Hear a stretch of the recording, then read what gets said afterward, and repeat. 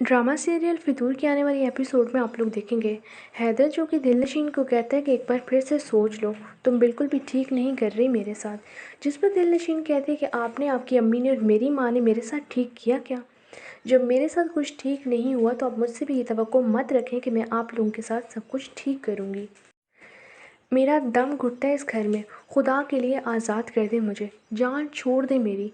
जिस पर हैदर कहता है तुम अभी गुस्से में हो, जब तुम्हारा गुस्सा ठंडा होगा तो हम फिर बात करेंगे।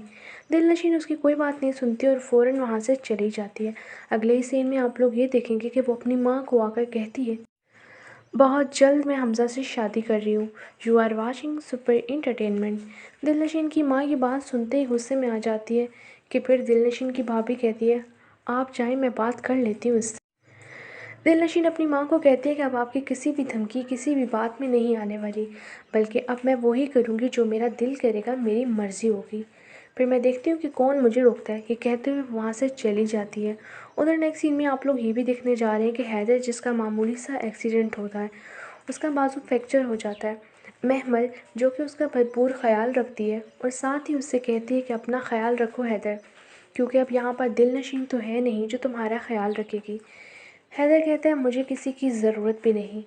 इतने में दिलनशीन वहाँ पर आती है तो हैदर की ये हालत देखने के बाद ये नहीं कि उसे पूछ ले, बल्कि सीधी कमरे में चली जाती है।